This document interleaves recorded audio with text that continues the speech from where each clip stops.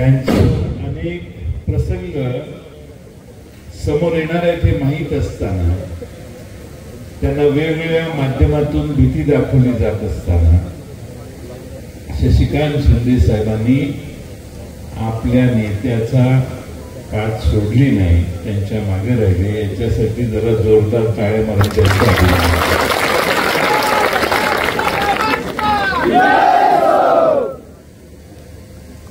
बाळासाहेब पाटील यांची भूमिका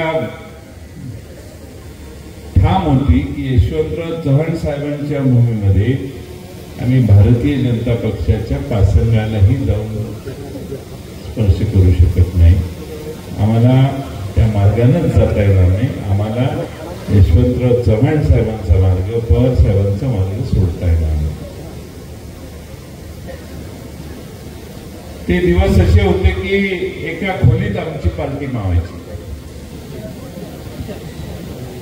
शशिकांत शिंदे एका बाजूला, अमोल कोल्हे साहेब, बाळासाहेब पाटील, फार चिंतातूर असणारे आमचे मेहबूब शेख, ह्याच्या पलीकडे गवानी, ह्याच्या पलीकडे लय नसायचे पार्टी कार्यालय.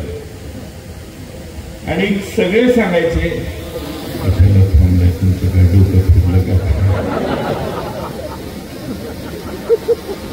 महाराष्ट्रामध्ये पळपुट्यांची संख्या फार, पण ठामपणाने निगळ्या छातीने लढाई करणाऱ्यांची संख्या फार कमी आहे. आणि महाराष्ट्र आजपर्यंत नेहमी लढणाऱ्याच्या मागे उभा राहिलेला आहे. छत्रपती शिवाजी महाराजांच्या मागे महाराष्ट्र का उभा? ते लढले, आदिलशाहीच्या विरोधात लढले, मुघलांच्या विरोधात लढले, सगळ्या आसपासच्या शाह्यांना त्यांनी झुंजवलं आणि मराठी राज्य तयार करण्यासाठी त्यांनी जे स्फुल्लिंग महाराष्ट्रात मराठी माणसात निर्माण केलं ते आजपर्यंत जागा आहे. आणि म्हणून छत्रपती शिवाजी महाराजांच्या नावाने कुठं काही झालं तर मराठी जनता कधीच सहन करत नाही. हे महाराष्ट्राचं सरकार एवढं भ्रष्ट सरकार आहे. यांनी भ्रष्टाचार करता करता भारताच्या या सर्वोत्तम अशा नेत्याला, राजाला मालवणमध्ये पुतळा बांधून त्या ठिकाणी पंतप्रधानांना आणून त्याचं उद्घाटन करण्याचा कार्यक्रम ठेवला. 8 महिन्यात पुतळा कोसळला.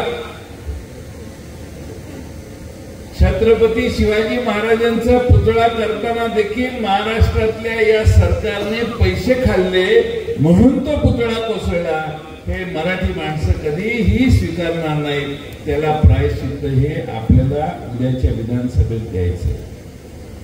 लोक तुमच्याकडे सगळे प्रलोभन घेऊन येतील, पण जो छत्रपती शिवाजी महाराजांच्या विचारावर श्रद्धा ठेवतो, जो छत्रपती शिवाजी महाराजांना मानतो, तो छत्रपती शिवाजी महाराजांचा पुतळा कोसळला ही गोष्ट मान्य करणार नाही.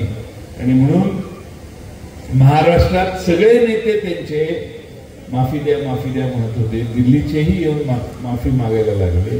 त्यावेळी मी सांगितलं माफी नाही, याला प्रायश्चित्त होणारच. आणि ते प्रायश्चित्त 12-15 नोव्हेंबरच्या दरम्यान जेव्हा निवडणूक होईल त्या दिवशी द्यायचं हे पहिल्यांदा विसरू नका. महाराष्ट्रामध्ये किती भ्रष्टाचार व्हावा. एक रस्ता यांनी मराठवाड्यात केलाय, करतायत म्हणजे आता टेंडर निघालंय आणि त्याला टेंडर द्यायचं काम आहे. 11,000 कोटीचे एस्टिमेट, 15,000 कोटीला काम द्यायला आहे. अलिबाग पासून विरारकडे जाणारा एक रस्ता आहे 96 किलोमीटर. कुणाची मागणी पण नाही, ह्यांनाच इच्छा झाली इकडनं रस्ता काढूया म्हणून.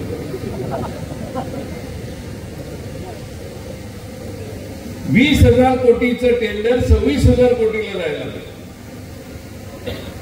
एका किलोमीटरला 273 कोटी रुपये सरकार खर्च करणार आहे. 273 कोटी रुपये खर्च करणार. मी एके ठिकाणी सांगितलं चंद्रावर जायला जे यान आपण पाठवलं, त्याला 600 कोटी लागले. इथून अलिबाग पासून विरारकडे जाताना 3 किलोमीटर गेले की यांचे 600 कोटी संपला. प्रचंड प्रचंड भ्रष्टाचार ह्या महाराष्ट्रात आज मित्रांनो चालला. महाराष्ट्राचं राज्य लुटण्याचा पणच या सरकारने केला असं म्हटलं तर वावगं ठरणार नाही. आज महाराष्ट्राची लोकसभेच्या निवडणुकीच्या आधीची परिस्थिती आणि आजची परिस्थिती जरा मित्रांनो बघा. सरकार लोकसभेच्या निवडणुकीनंतर खडबडून जागे झालं. सगळा महाराष्ट्र आपल्या पुढे विरोधात गेलेला आहे हे लक्षात आलं. त्यावेळी सरकार सगळ्या गोष्टी देतो म्हणून म्हणायला लागले. आपल्या गावात इथं खेळला तुम्ही काही मागाल ते ही लोक येऊन देतील. तुम्ही सांगितलं की चंद्र पण आम्हाला या गावात पाहिजे, इथले 72 आमदार म्हणतील चंद्र पण दे. काय म्हणाल ते द्यायला हे सरकार तयार आहे का? सरकारला माहितीये की आपली आता खैर नाही, आपण आता निवडून येत नाही, म्हणेल त्या मार्गाने लोकांना खुश करायचा मार्ग त्यांनी आता अनुसरला.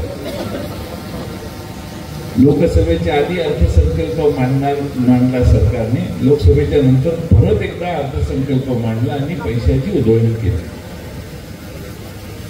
आज महाराष्ट्राच्या सरकारने रिझर्व्ह बँकेला पत्र पाठवले की आम्हाला 1.25 लाख कोटी रुपये कर्ज आम्हाला डिसेंबर पर्यंत पाहिजे. दर आठवड्याला 4,000, 5,000, 6,000 असे आकडे त्यांनी दिलेले. का तर यांना सध्या चालू असणाऱ्या योजना चालवण्यासाठीच सरकारकडे पैसे नाही. मध्ये डावसला राज्याचे मुख्यमंत्री जाऊन आले. ते डावसला जाऊन आले तर डावसला जाऊन आल्यावर तिकडनं मागे आले तर तिथल्या हॉटेलचं बिलच दिलं नाही. त्याचं पत्र आलं आता काहीतरी 116 कोटी किती 5 कोटी आहे. नाही जास्त आहे. एवढे 5 कोटीत काय आहे? 5 कोटी तासाला खर्च करते सरकार. जे काय असेल तो बिल न भागवता गडी मागे आले. म्हणजे महाराष्ट्राचं आणि भारताचं नाव खराब करण्याची कायम सवय यांना लागलेली. त्यामुळं प्रचंड महाराष्ट्राचं सरकार आज मित्रांनो भ्रष्टाचारी आहे. 100 रुपये जिथं खर्च करायचे तिथं 150 पुरायचे आणि वरचे वाटून घ्यायचे ही यांची नीती आहे. आता तुमचे आमदार काय सांगतात माहित नाही. किती 1000 कोटी 2000 3000 कोटी किती आणले तुमच्या आमदारांनी?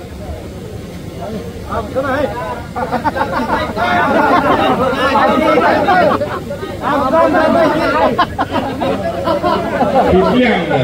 मी शब्द बदलतो. तुमचा आमदार पुढच्या वेळी तुम्हाला करावा लागेल. कुठले आमदार म्हणून माझे शब्द मागे घेतो. आमचं काम फ्लेक्सिबल आहे, काय प्रॉब्लेम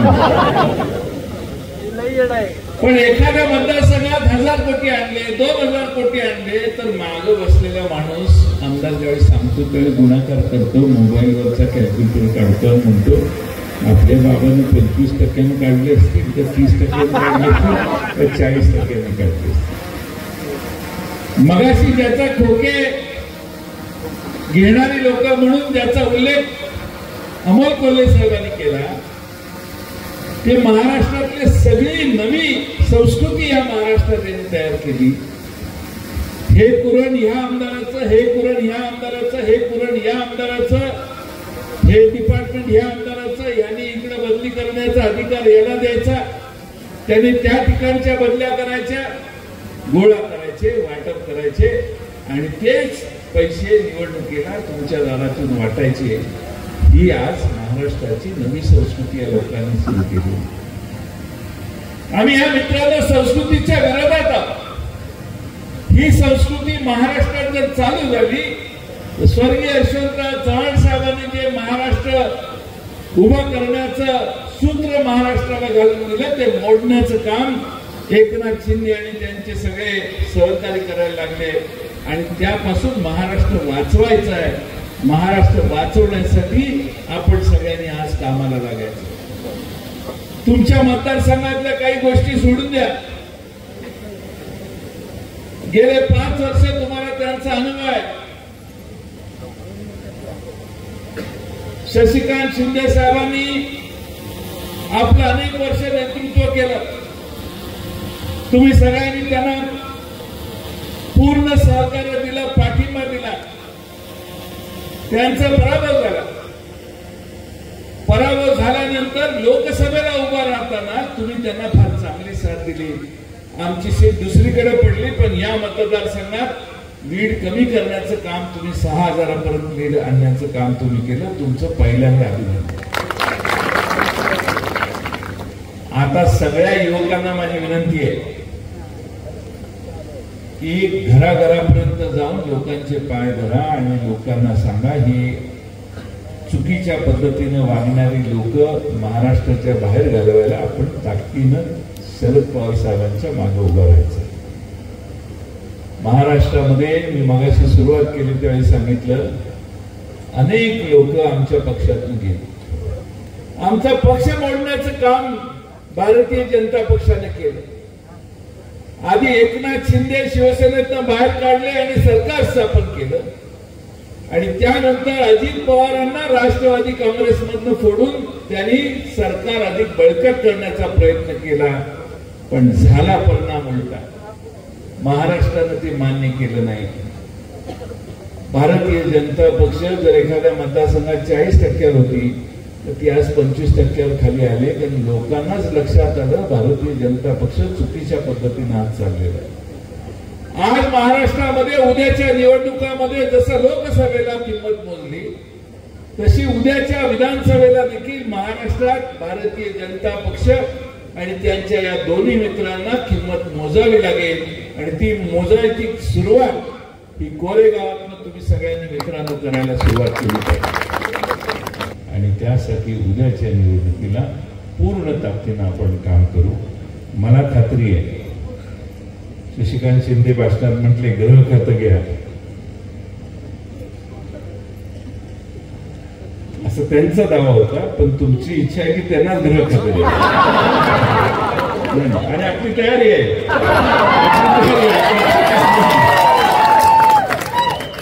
जशाला तसं उत्तर द्यायचं तुमचा जो स्वभाव आहे त्यामुळे आपला काही प्रॉब्लेम नाही. काय वेळाचा तुमचा अपेक्षा आहे का? फक्त सीट निवडून आणायला तुम्ही प्रयत्नाची पराकाष्ठा करा. शेवटी एक एक आमदार आपल्याला महत्वाचा आहे. सकाळपासून ते सगळे बघत होते ज्या मतदारसंघात आता आजच मी गाडीत मगाशी सांगत होतो की आमची परिस्थिती वाईट होती. आता अनेक मान्यवर नेते आपल्या पक्षात येत आहेत. आणखीन काही नाव आहेत हळूहळू आपल्याला कानावर घालायला सांगितलं. पण मी हे यासाठी सांगतो की वर्षभरापूर्वी बसायला एवढीच जण होती, 4 जण. आज प्रत्येक मतदारसंघात 8-8, 10-10 जण उमेदवारी मागताय. आज लोकांच्यात उत्स्फूर्तपणा आलेला आहे आणि लोकांना लक्षात आलंय की शरद पवार नावाचं वादळ महाराष्ट्रात भोगावते आणि नक्की शरद पवार साहेब या सरकारची पाठ लावतील, ती तुमच्या सगळ्यांच्या आशीर्वादाने लावतील आणि महाराष्ट्रामध्ये पुन्हा एकदा छत्रपती शिवाजी महाराजांच्या विचाराचं, शाहू फुले आंबेडकरांच्या विचारातून पुढे जाणारं सरकार आपण सत्तेवर आणण्याचं काम करणार आहोत. 10 पैकी आमचे 8 निवडून आले, 9 आमचा निवडून आल्यासारखाच आहे असं आम्ही मानतो.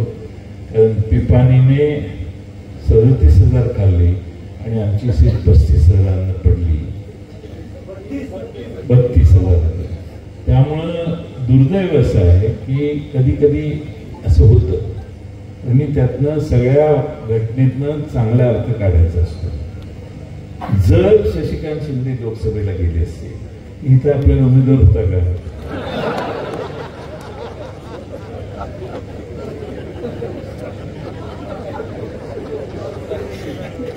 जे काही होतं ते कधी कधी चांगल्यासाठी होतं. त्यामुळं इथल्या राक्षसाचा वध करण्यासाठी नियतीनं शशिकांत शिंदेना या ठिकाणी पाठवलेलं आहे. इथल्या माणसाला पराभव केल्याशिवाय दिल्लीला जायचं नाही असं नियतीने सांगितलेलं आहे. आणि म्हणून यंदा तुम्ही आमदार व्हा, पुढच्या वेळी तुम्ही नक्की खासदार व्हाल असा माझा विश्वास. वेळ बराच झालेला आहे. आपली ही किती वेळ मर्यादा ताणायची याला थोडासा वेळ जाईल. बरेच मुद्दे आहेत तर माझ्या आजच्या सगळ्या वक्त्यांनी सांगितले. आपल्या शशिकांत शिंदेचं कौतुक मला दुसऱ्यांदा असं वाटतं, सर्व सभा कोरेगावला झाले असते त्यांनी मुद्दामून हे गाव निवडलं आणि या ठिकाणी तालुक्यात मतदारसंघाचा मध्य हा आहे म्हणून त्यांनी सांगितलं हा मतदारसंघाचा मध्य आहे, इथं आम्हाला सभा घ्यायची. आणि त्यांनी इथं सभा घेतली आणि ती यशस्वी करून दाखवली. तुमची उपस्थितीच शशिकांत शिंदे साहेबांचा विजयाची उपस्थिती अशी मला वाटते. पुढच्या 2 महिन्यात 1.5 महिन्यात अनेक नेते येतील, अनेक गोष्टी होतील. पाऊस पडायला लागेल. पाऊस पडताना माणसांना खरेदी करण्याची इच्छा असणारी लोक पाहिजे त्या बोली लावतील आणि कार्यकर्ते घराच्या बाहेर पडणार नाहीत असा प्रयत्न करतील. माझी तुम्हा सर्वांना एवढीच विनंती आहे की शिवाजी महाराजांच्या मावळ्यासारखे आपण ताकदीनं लढून एकदा त्यांचा पराभव केला या मतदारसंघामध्ये तर शशिकांत शिंदेच्या रूपाने पूर्ण एक उत्तम नेता तुम्हा सगळ्यांना महाराष्ट्रात काम करण्यासाठी देण्याचं काम तुम्ही सगळे करावं एवढीच विनंती या निमित्तानं करतो. मग